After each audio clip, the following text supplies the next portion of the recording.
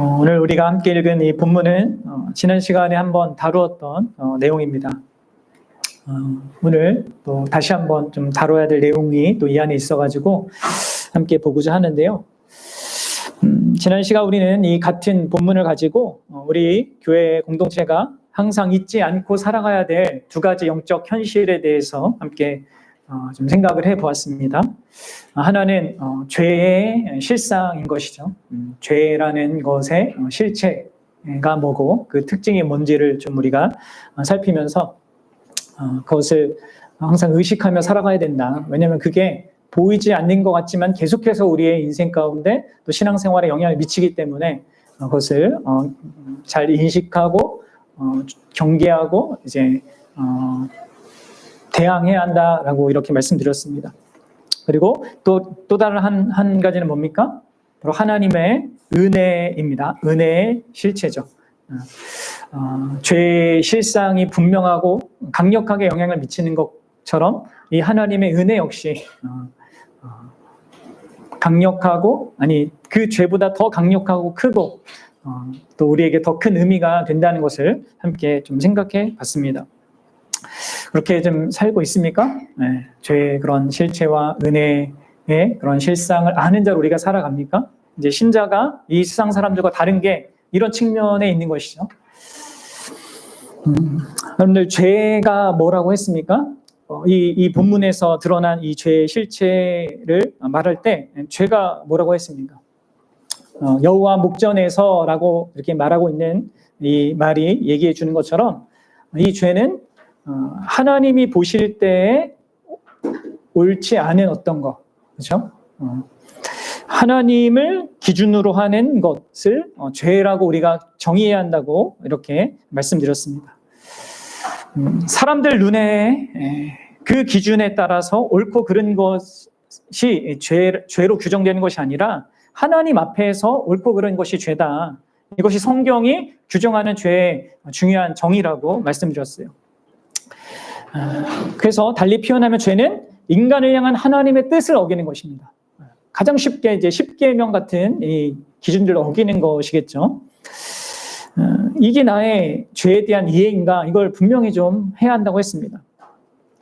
내가 어떻게 느끼고 또 내가 어떻게 생각하고 어떻게 판단하냐에 따라서 죄가 달라지는 것이 아니죠. 또 전문가가 말하거나 아니면 우리 다수의 사람들이 말하거나 혹은 우리의 문화가 뭐라고 말하느냐 이것과 관계가 없습니다. 하나님은 언제나 동일하신 분이시기 때문에 죄를 규정하는 것은 하나님이십니다. 근데 이제 요즘 시대가 갈수록 이 부분에 있어서 동의와 인정이 사라지고 있지 않습니까?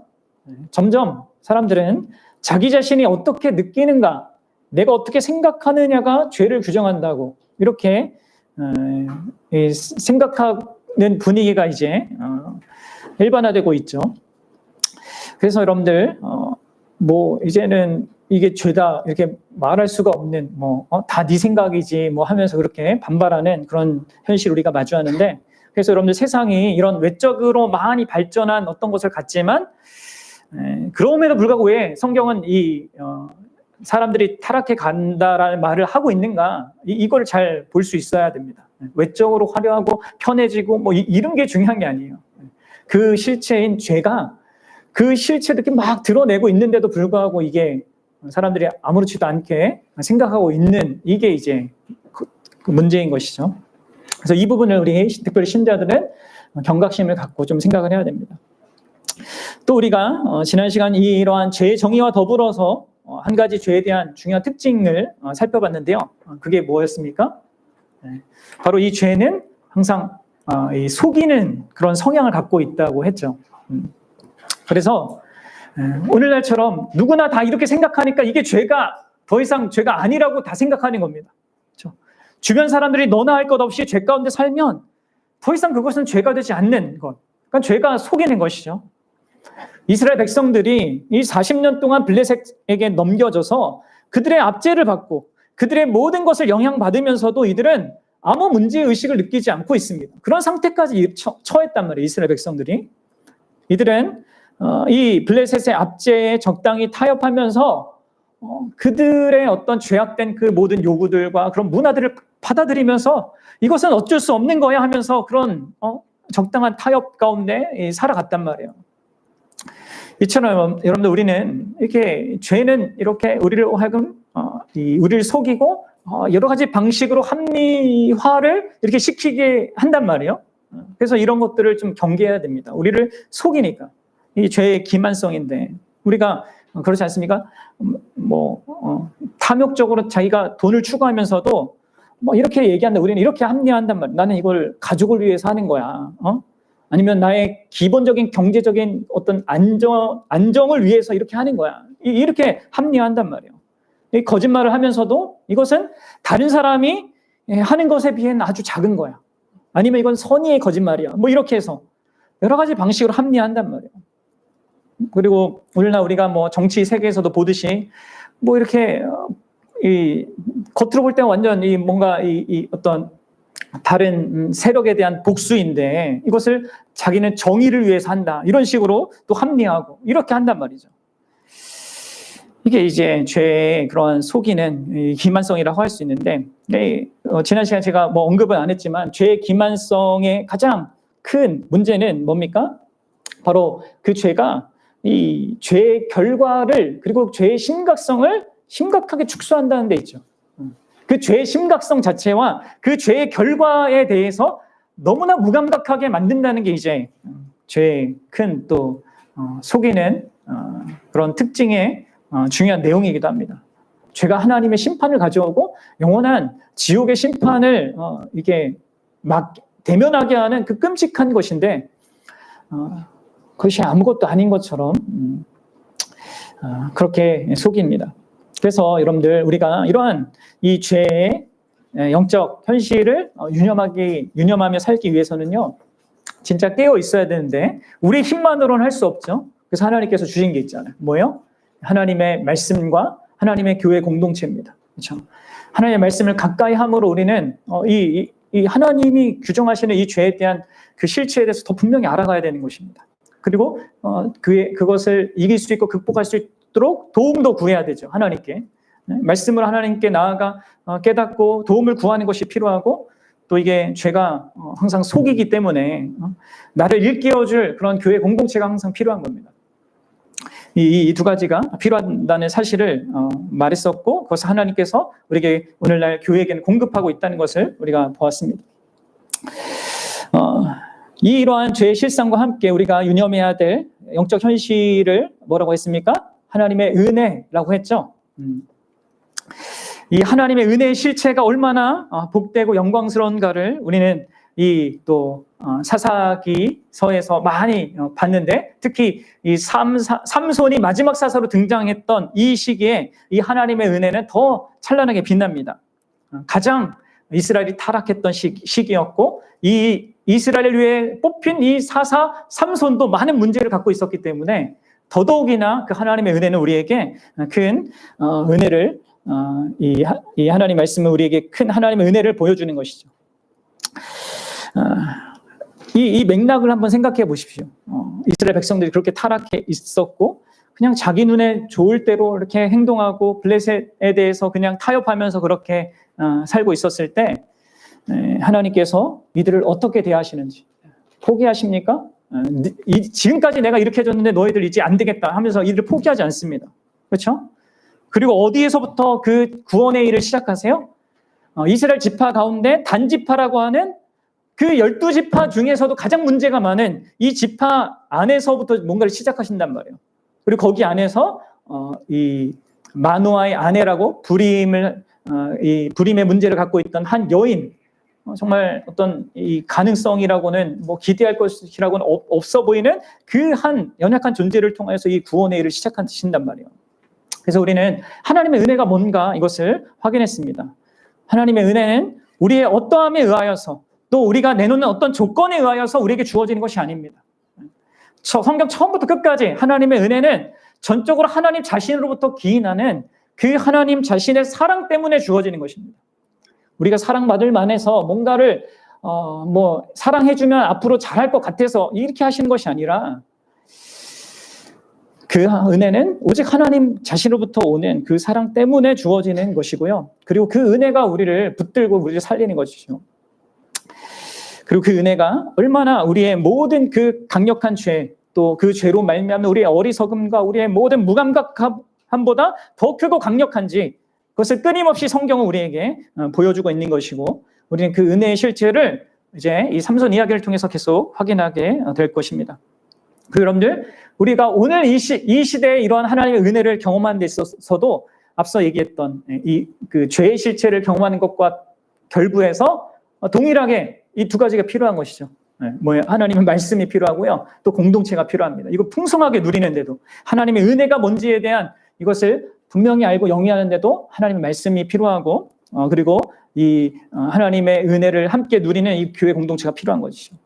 그래서 여러분, 우리한테 이 말씀과 이런 공동체가 있는 것이 얼마나 소중한지를 잘 생각하고 그것을 잘 누리셔야 됩니다. 자, 오늘은 이제 이 같은 본문의 내용을 제가 이제 다시 살핀다고 말씀드렸는데요. 제가 보고자 하는 것은, 오늘 여러분들과 함께 나누고자 하는 것은, 이 앞서 설명드린 어떤 의미에서 제가 좀 큰 맥락 속에서 이 은혜를 설명했는데, 이 은혜가 구체적으로 어떻게 우리를 죄로부터 구원하기 시작하는가, 이 측면을 함께 생각해 보고자 합니다. 지금 이 하나님께서 이스라엘 백성들이 죄 가운데 속아서 블레셋과 이제 타협하면서 그렇게 살아가고 있는 이스라엘 백성 가운데 이 삼손을 준비하잖아요. 특별히 이 삼손은 이제 나실인이라는 그런 인물, 그런 어떤 역할을 하는 자로 이렇게 등장하는데요. 이 나실인을 통해서 구원을 시작하신다라는 것을 좀 이 성경 큰 전체적인 맥락 속에서 함께 생각해 보면서 하나님이 구원을 어떻게 우리의 인생 가운데 시작하는가, 이 측면을 함께 생각해 보고자 합니다. 이를 위해서는 우리가 좀 그 나실인에 대한 그런 이해를 좀 해야 될 필요가 있습니다. 여러분들, 나실인이 어떤 사람입니까?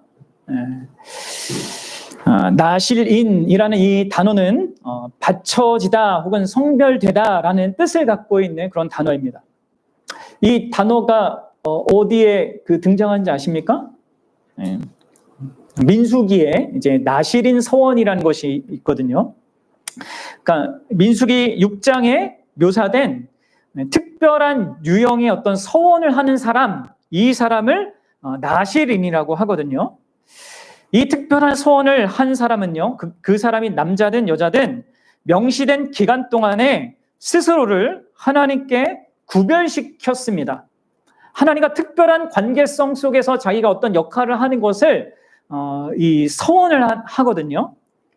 그것이 이제 나실인 서원인데, 성경에는요, 그러한 나실인의 규례가 있지만 그 규례를 진짜 실천한 사람들에 대해서는 사실 이렇게 등장하진 않아요. 규례만 있고 실천한 사람은 없고. 그런데 이제 성경 전체에서 3명의 나실인은 또 등장은 합니다. 근데 이 등장은 좀 그 나실인 규례에 나온 것과 조금 다른 측면이 있어요. 제가 이제 그것도 설명할 건데요.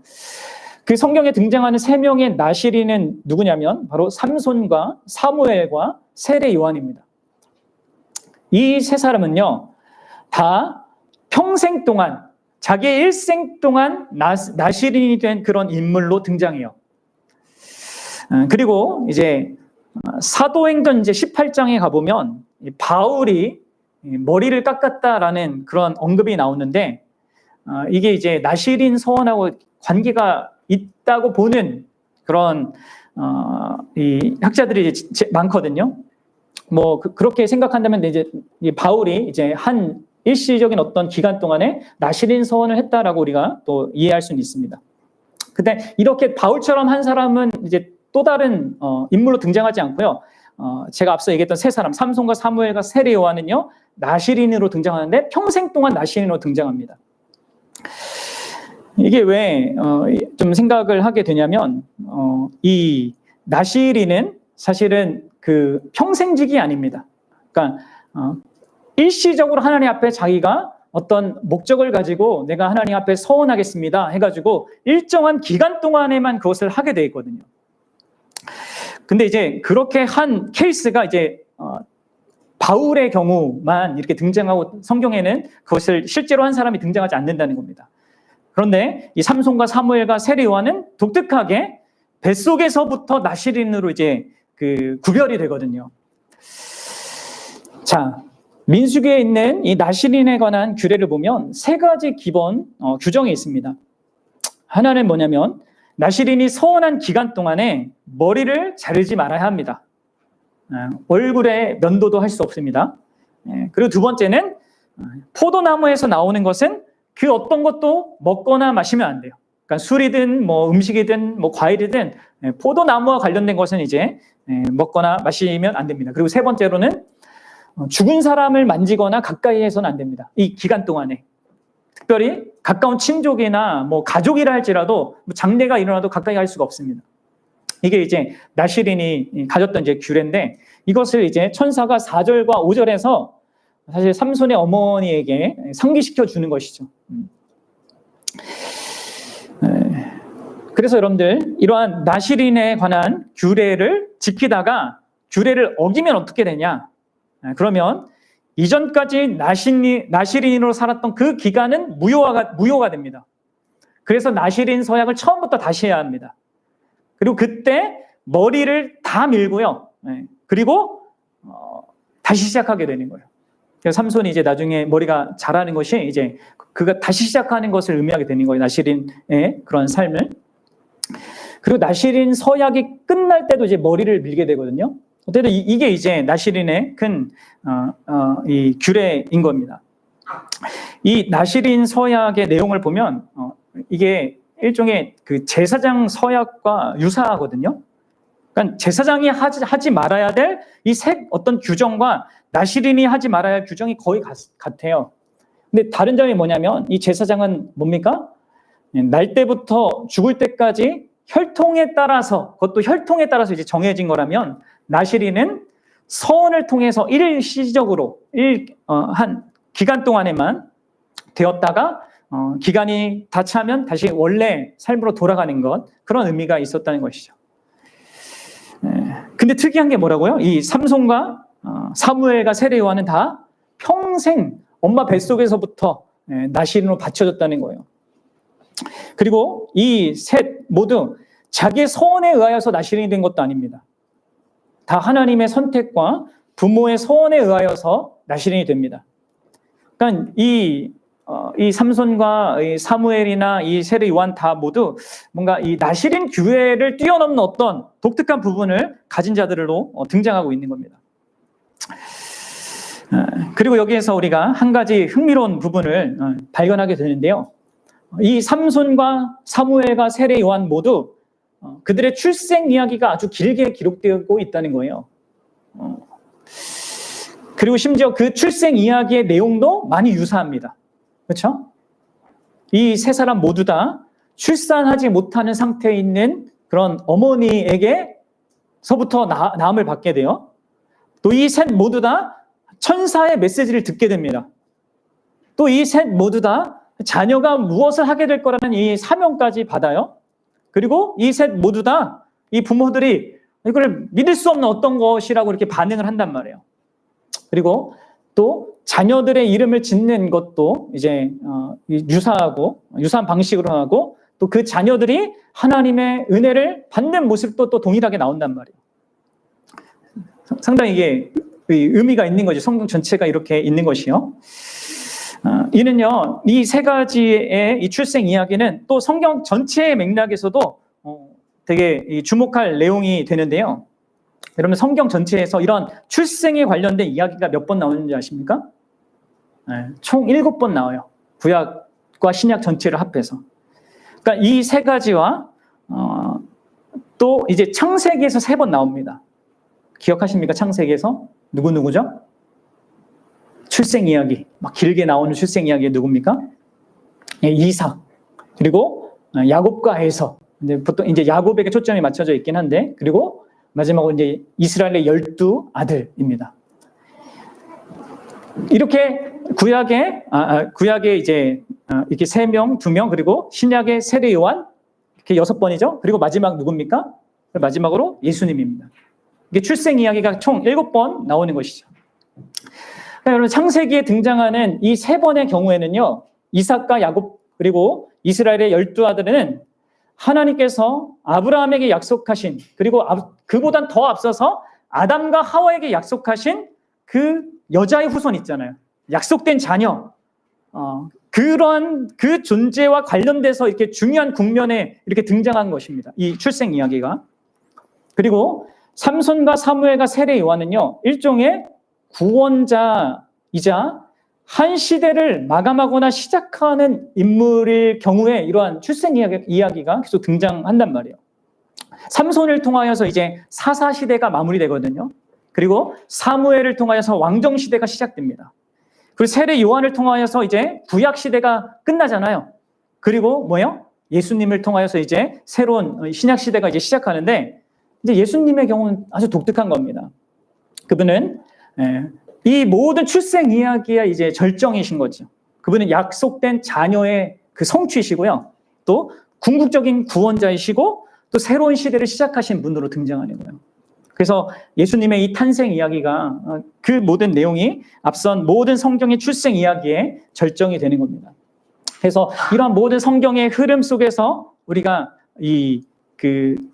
예수님을 생각해야 되고, 이 삼손의 이야기와 예수님을 왜 연결시켜서 봐야 되는지를 다시 한번 우리가 확인하게 되는 겁니다.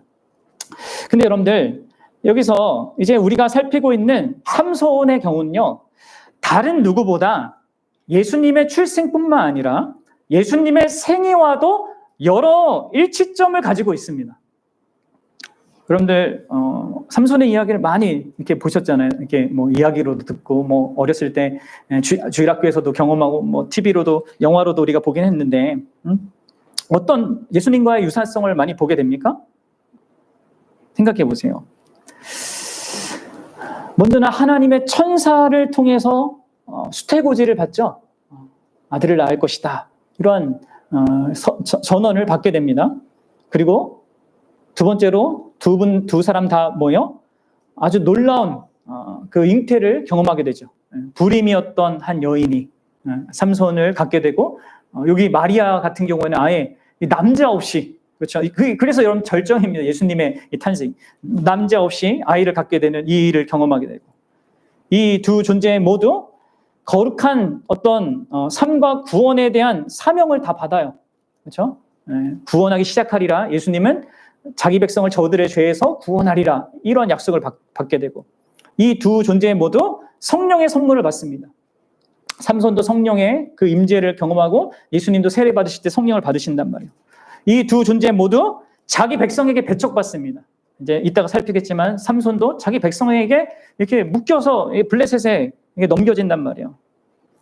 그것도 자기 백성의 지도자들에 의하여서 그렇게 되거든요. 예수님도 동일하시죠. 그렇죠? 예수님도 유대 지도자들에 의하여서 이게 십자가에 이렇게 넘겨졌단 말이에요. 그리고 이 두 사람 모두 자기 백성들에게 다 조롱을 받고 그 멸시를 당합니다. 예수님도 그러하시고. 그리고 이 두 사람 모두 자기의 그 소명이요, 그 자기에게 주어졌던 그 소명이 자신의 죽음으로 완성이 돼요. 삼손도 죽은 것을 통하여서 블레셋을 무찌르는 그런 일을 경험하고, 예수님도 십자가에서 죽으심으로 말미암아 자기 백성을 죄에서 구원하는 일을 또 완성합니다.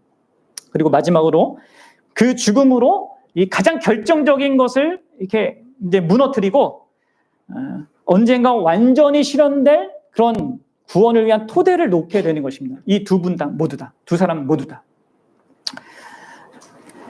그러니까 여러분들, 이 삼손의 존재는 우리로 하여금 그 모든 인생을 바라볼 때 우리로 하여금 우리 눈을 더 위대한 삼손, 곧 우리 믿음의 창시자이자 완성자이신 그 예수님을 항상 바라보도록 그렇게 돕는 것이죠. 여러분들이 삼손 이야기를 처음부터 끝까지 볼 때마다 항상 예수님과 그 예수님의 구원에 대해서 생각할 수 있어야 됩니다. 단순히 삼손 이야기로 끝나면 안 돼요. 그리고 그냥 삼손을 보고 뭐 본받을 점, 이렇게 본받지 않을 점, 이렇게 가면 안 된다는 것이죠. 그리고 그 삼손 이야기를 읽을 때 자기 자신을 삼손에게 이렇게 적용해서 대입해서 이렇게 읽으려고 하면 안 되고, 우리는 구원이 필요한 이스라엘 백성의 상태에 나 자신을 두어야 합니다. 그렇죠? 그게 이제 성경을 적절하게 더 읽는 겁니다. 삼손은요, 완전한 구원자이신 그 예수님의 필요성을 보여주는 그 예수님의 예표인 것입니다. 그러니까 지금까지가 이제 여러분들 나실인으로서 이 삼손과 예수님의 이런 관계성을 제가 말씀드린 거예요. 이제 더 중요한 것은 이 나실인으로서의 삼손이 이스라엘 백성을 구원하기 시작했다는 이것입니다. 5절을 한번 보십시오. 네. 한번 다시 읽어봐 주세요. 시작. 그러나 내가 임신하여 아들을 낳으리니 그의 머리에 삭도를 대지 말라. 이 아이는 태에서 나음으로부터 하나님께 바쳐진 나실인이 됨이라. 그가 블레셋 사람의 손에서 이스라엘을 구원하기 시작하리라 하시니. 여러분들 여기서 구원을 시작하신다, 구원하기 시작한다라는 이 말이 무슨 의미일까요? 이 말은 삼손의 구원이 불완전하다라는 것을 의미합니다. 기본적으로는 그것을 의미하죠. 그러나 동시에 이 말은요, 하나님의 구원이 하나님의 백성에게 어떻게 시작되는가를 또한 우리에게 보여주는 측면이 있는 겁니다. 그러니까 삼손의 그 인생을 보면 하나님의 구원이 어떻게 시작되는가를 우리가 확인할 수 있다는 것이죠. 나실인 이 삼손의 이 사사직은 죄에 대한 구원이 어떤 방식으로 시작하는가를 우리에게 보여준다는 거예요. 자, 다시 한번 이게 무슨 말인지 좀 생각해 보십시오. 이 삼손이 등장했던 이 시대 상황을 생각해 보십시오.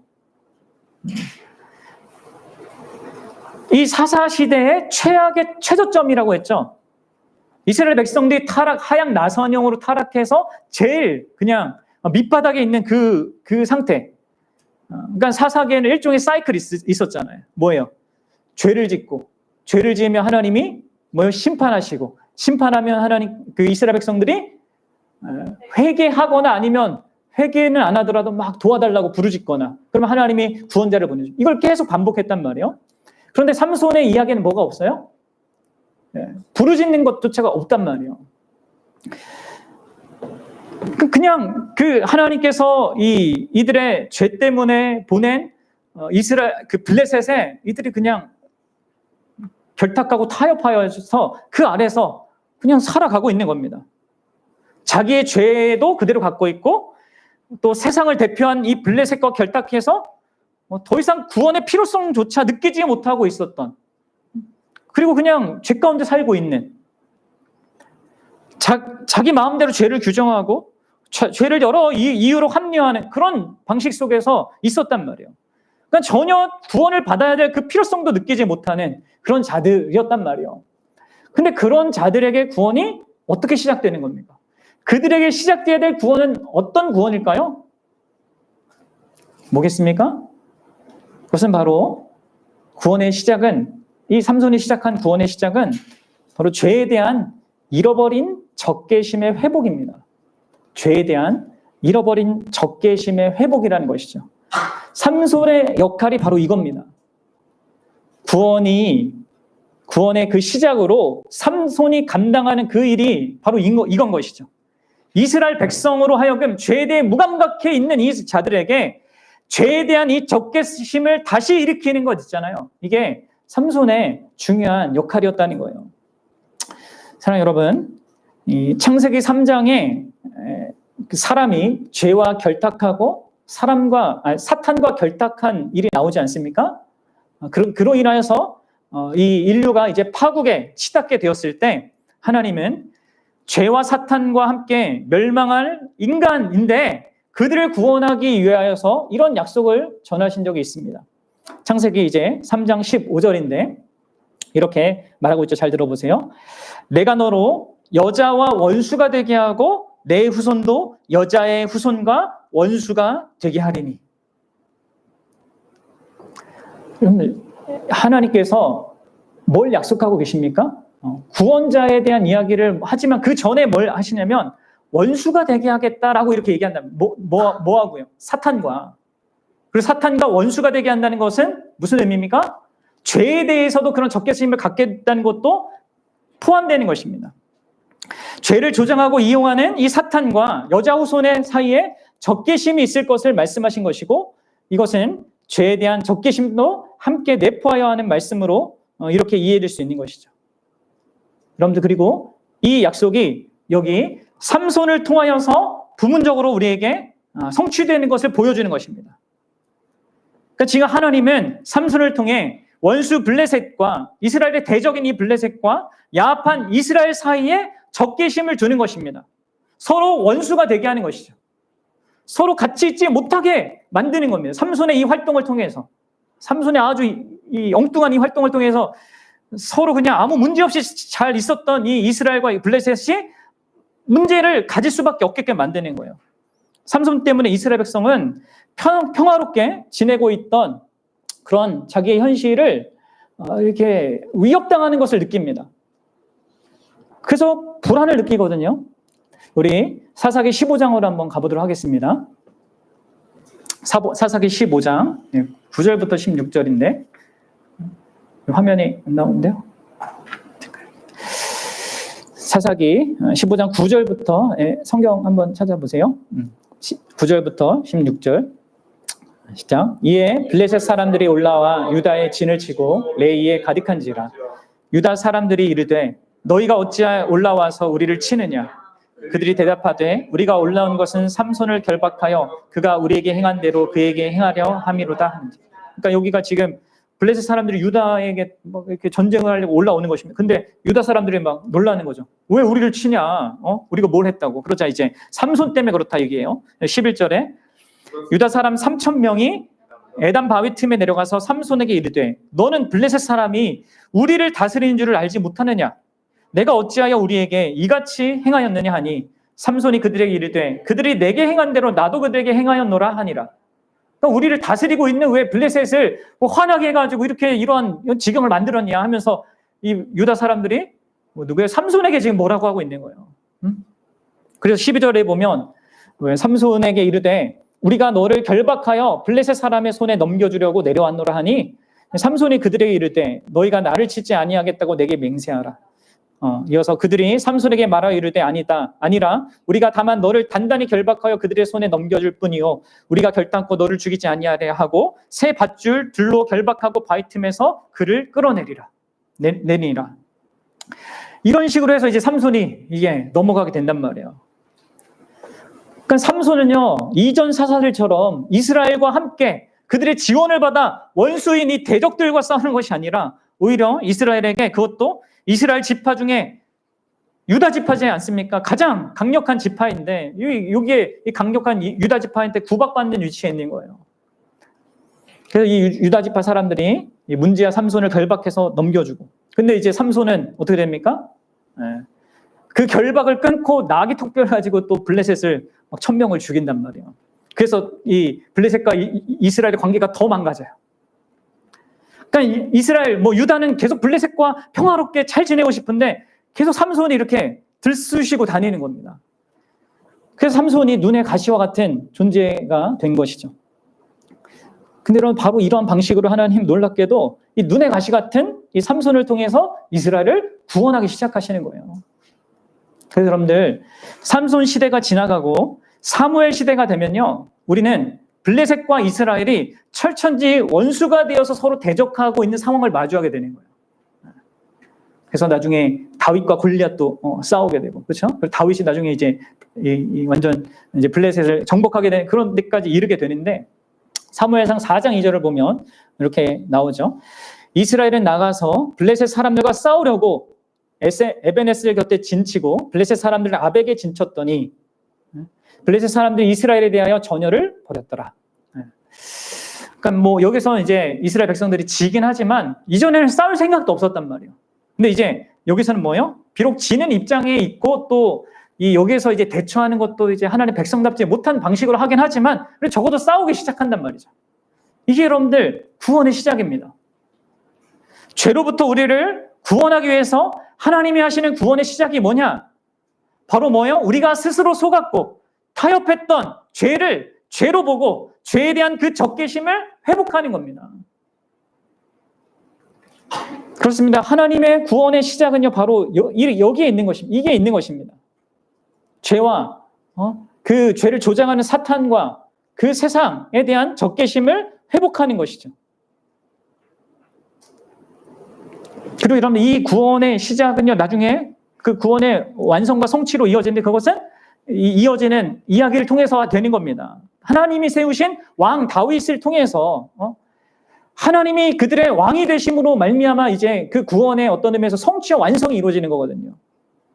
그래서 여러분들 이 사사기서 그리고 이어지는 룻기를 통해서 하나님이 이제 왕을 준비하잖아요. 보아스의 아들로 이게 후손으로 이 다윗을 준비하고 사무엘서를 통하여서 그 이제 처음 등장하는 이 사울 왕 말고 인간이 기대하고 원한 그 왕 아니라 하나님이 세울 왕을 통하여서 그 이스라엘을 어떻게 이게 온전히 구원하시는지, 이게 이스라엘의 그 쭉 이어지는 역사를 통하여서 하나님께서 구원하시는 것을 보여주는 것입니다. 그래서 여러분들 여기서 우리가 이제 결론적으로 확인해야 될 것은 이겁니다. 우리에게 사사기에 이 등장한 이 나실인 삼손, 이 삼손보다 더 위대한 궁극적인 삼손이 우리의 인생 가운데 찾아오면 우리에게 어떤 구원이 시작되는가, 우리에게 일어나는 구원의 시작이 반드시 있게 되는 것이 무엇인가를 우리가 확인할 수 있다는 것이죠. 그게 뭐예요? 네, 바로 죄에 대한 적개심, 사탄에 대한 이 적개심의 회복입니다. 우리는 물론 구원의 시작을 거듭남이나 아니면 하나님과의 새로운 관계나 아니면 칭의나 여러 가지로 말할 수 있겠지만 이 구원의 시작에 이 결부되어 있는 한 가지 중요한 내용이 바로 이거라는 것이죠. 죄에 대한 적개심, 죄에 대한 감각이 깨어난다는 것입니다. 죄를 죄로 보게 되고 죄를 미워하게 되고 죄와 싸우게 된다는 것이죠. 죄를 이용하는 세상과 사탄에 대해서 분별하게 된다는 것입니다. 그들을 대항하게 되고 적개심을 갖게 되고 원수가 된다는 거예요. 그래서 여러분들, 저는 여러분들에게 묻고 싶은 거예요. 여러분들에게 이게 있습니까? 자신 안에 구원에 시작된 그 증거가 있습니까? 예수 그리스도께서 구원자로 오셔서 더 위대한 삼손으로 오셔서 그분이 나한테 있다면 나에게는 이게 반드시 생길 수밖에 없거든요. 죄에 대해서, 세상에 대해서, 사탄에 대해서. 내가 구원받았다고 하는데 죄에 대한 감각이 없다. 적개심이 없다. 세상과 사탄에 대해 싸우는 것이 없다. 그게 시작되지 않았다. 그것은 그 사람에게 뭔가 문제가 있는 것이죠. 네. 여러분, 구원을 경험하기 전에는요, 하나님의 구원을 경험하기 전에 사람은 죄에 대해서, 세상에 대해서, 사탄에 대해서 무감각합니다. 그러나 예수님이 우리의 인생 가운데 찾아오면요, 그렇게 무감각하던 내가 뒤 흔들리게 되는 거예요. 마치 삼손이 이스라엘 백성들을, 그들의 무감각함을 뒤 흔들었던 것처럼 너무나 당연하게 여겨졌던 그 죄된 것들에 대해서 더 이상 당연하지 않도록 만드는, 흔드시는 주님의 역사가 있는 것이죠. 그래서 예수님께서도 이 땅에 오셔서 뭘 처음 말씀하셨어요? 회개하라. 회개하라. 천국이 가까워왔느니라. 그렇게 가장 먼저 선언하셨던 것입니다. 이것도 여러분들 회개할 필요성을 전혀 못 느끼고 있었던 유대인들을 향해서 한 말씀이었단 말이에요. 잘 생각해 보셔야 돼요. 그래서 여러분들, 우리 안에 정말 이러한 구원의 시작의 증거들이 있습니까? 그리고 그것이 날로 더 드러나고 있습니까? 더 전개가 되고 있습니까? 성장이 되고 있냔 말이에요. 그래서 여러분들, 요한일서에서 사도 요한이 이렇게 얘기하죠. 우리 요한일서 3장 4절부터 6절을 함께 읽어봅시다. 시작. 죄를 짓는 자마다 불법을 행하나니 죄는 불법이라. 그가 우리 죄를 없애려고 나타내신 것을 너희가 아나니 그에게는 죄가 없느니라. 그 안에 거하는 자마다 범죄하지 아니하나니 범죄하는 자마다 그를 보지 못하였고 그를 알지도 못하였느니라. 네, 보십시오. 예수님 안에 거하는 자, 곧 예수님을 믿는 자마다 뭐하지 않는다고요? 범죄하지 않습니다. 이 말씀은 이제 전혀 죄를 범하지 않는다는 것이 아니라 죄인 줄 알면서도 그 동일한 죄를 의도적으로 계속적으로 질 수 없다는 얘기죠. 현재형으로, 현재 진행형으로 이 동사가 사용되고 있거든요. 지속적으로, 계속적으로, 습관적으로 그렇게 죄 가운데 살지 못한다는 거예요. 신자는. 예수님을 믿는 자, 예수님 안에 거하는 자는. 너무나 당연한 거 아니겠습니까? 여러분, 우리가 예수님을 믿고 사랑하면 살아가게 될수록 죄에 대한 이 민감함과 죄에 대한 미움과 세상에 대한, 사탄에 대한 미움은 더 커져갈 수밖에 없습니다. 그렇죠? 왜요? 우리의 죄가 우리의 예수님을 십자가에 못 박게 했지 않습니까? 우리의 죄가 예수님으로 말미암아 하나님의 진노와 저주의 그 심판을 받겠지 않습니까? 그 죄를 그 예수님이 그런 죄 때문에 그렇게 고난당하셨고 그렇게 저주를 받으셨고 하나님께 버림받으셨는데 내가 그런 죄를 계속 짓는다? 이게 말이 안 되는 거죠. 불가능합니다. 또 그분이 오신 목적이 우리를 죄에서부터 구원하여서 궁극적으로 죄 없는 그 존재가 되게 하시려고 그렇게 그분의 목적이 그러한데 내가 죄 가운데 계속 있는다? 그래서 내가 그분의 구원을 무시하거나 망가뜨린다는 것인데 그럴 수 없지 않습니까? 또 본질적으로 예수님도 죄 없으신 분이고 반드시 그분은 죄를 심판하시는 분이기에 그분과의 관계를 영위하고 누리는 그런 자로서는 이 죄를 쉽게 이게 할 수가 없는 것이죠. 죄를 미워할 수밖에 없고 죄와 싸울 수밖에 없습니다.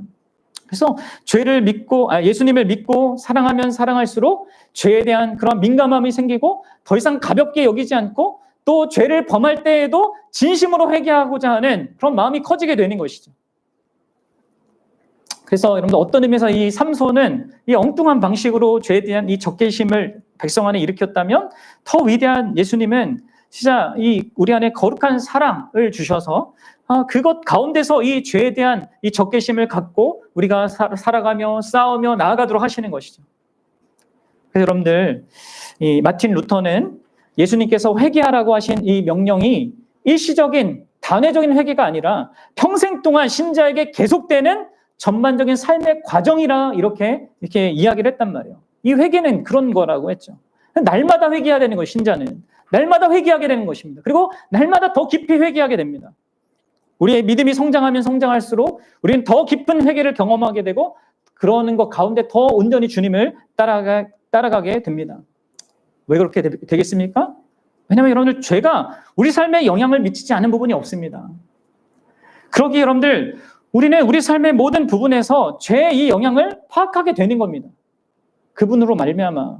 그리고 거기서 돌이키게 되는 그 과정을 거치게 되는 것이죠. 그래서 여러분들 보셔야 돼요. 나의 삶에 어떤 한 영역만이 아니라, 그러니까 죄를 우리는 자꾸 어떤 특정한 옳고 그름의 이걸 보지만 죄의 그 실체가 뭐라고? 하나님이 주인이 아닌 어떤 것을 이게 다 죄의 측면에서 우리가 봐야 된단 말이에요. 특별히 우리가 관계적인 존재니까 하나님과 관계에서도 그렇고 부부 관계에서도 그렇고 부모와 자녀 관계에서도 그렇고 내가 직장에서도 그렇고요. 친구 관계에서도 그렇고 나 홀로 있을 때도 그렇고 이런 모든 부분에 있어서 정말 하나님이 주인이냐? 이 측면에서 죄를 다루고 그것을 그렇지 않게 만드는 이 세상의 이 공격과 이 속임수와 이 사탄의 이런 것들을 분별해 가면서 끊임없이 싸우게 되는 것이 신자의 삶이란 말이에요. 그래서 여러분들 신자는요 이런 맥락에서 죄를 명확하게 알고 이 죄와의 그 씨름이 시작되었기 때문에 이 다른 사람이 볼 때는 저 사람이 진짜 다른 사람보다 진짜 뭔가 더 나은 것 같은데 라고 이렇게 인정을 받는데 정작 자기 안에서는 자기의 죄를 더 크게 보고 자기가 큰 죄인이라고 더 깊이 인식하게 되는 게 있게 돼요. 그래서 사도 바울이 이렇게 얘기하잖아요. 인생의 말년에 그 디모데전서에서 이렇게 감옥에서 이렇게 쓰잖아요. 뭐라고요? 밉보다 모든 사람이 받을 만한 이 말이요. 그리스도 예수께서 죄인을 구원하시려고 세상에 임하셨다 하였도다. 죄인 중에 내가 괴순이라.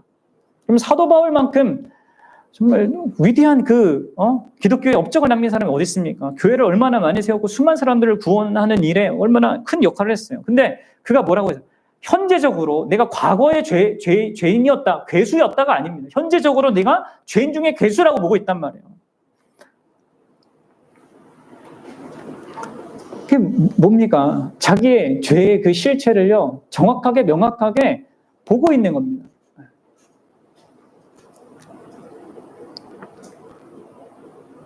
그러면서도 뭐예요? 그렇다고 죄책감 속에 살거나 아니면 절망 속에 있는 것이 아니라 이렇게 자기를 온전하게 보면서도 16절처럼 이렇게 얘기하는 겁니다. 그러나 내가 국류를 입은 까닭은 그러니까 자기 자신을 어떻게 나는 이렇게 큰 죄인이 맞지만 하나님 앞에서 내가 알고 있고 내가 깨닫는 이 죄는 이처럼 큰 죄가 맞지만 하나님은 나에게 긍휼을 베푸시는 분이시다. 이게 이제 이 바울을 규정하는 거예요. 그의 정체성을. 그러면서 자기의 인생을 바라보고 있는 거죠. 자기의 삶과 자기의 존재를. 그래서 여러분들, 죄와의 이러한 싸움이 있는 신자는 한없이 겸손한 것과 동시에 그런 나에게 긍휼을 베푸시는 하나님으로 말미암아 한없이 든든할 수밖에 없는 거예요. 그렇죠? 여러분들, 이게 이제 우리 신자의 삶 가운데 계속 경험되어지고 더 분명해져야 하는 것입니다. 그러면서도 우리가 마지막으로 여러분들 가져야 될 한 가지 중요한 그 내용은, 여러분, 삼손은 구원의 시작을 갖고 왔잖아요. 그러나 여러분들, 우리 주 예수님은 어떤 분이십니까? 구원의 성취와 구원의 완성을 가져다 주실 분이라는 것이죠. 그래서 여러분들, 우리 신자들은 이제 예수님을 우리의 구원자로 영접하고 믿고 신뢰하는 우리들은요, 죄에 대한 적개심과 죄와의 그 씨름과 싸우는 것, 이것을 하는 것을 더 넘어서는 그대로 그곳으로 나아가게 되는 것입니다. 그리고 나아가야 하는 것이죠.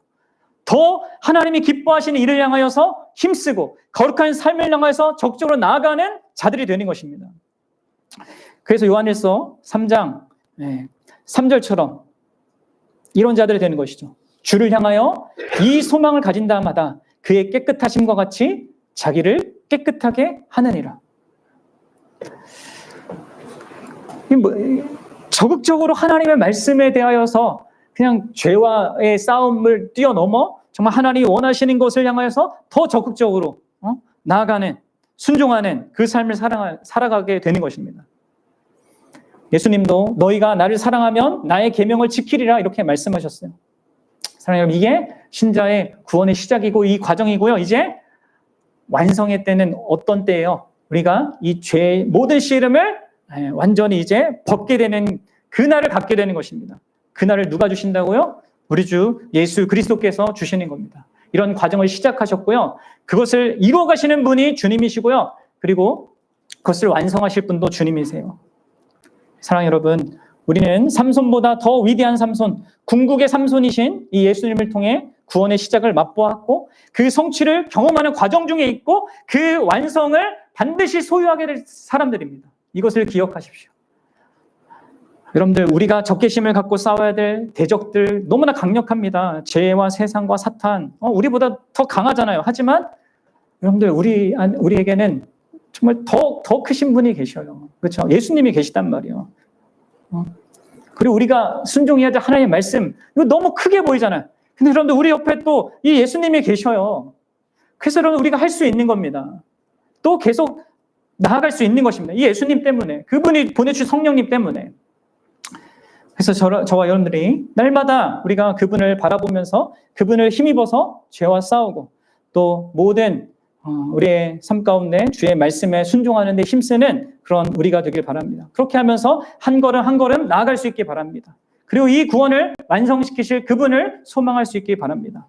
그렇게 될 때 여러분들, 놀랍게도 우리 안에도 구약의 이 나실인의 이 그런 모든 규례가요, 사실 예수님이 다 성취하신 건데 내 안에도 성취되어서 내가 살아가게 되는 건 그런 자로, 하나님께 구별된 자로서요, 이 땅을 하나님의 영광을 드러내면서 그런 자로 살게 되는 것이죠. 하나님의 은혜로.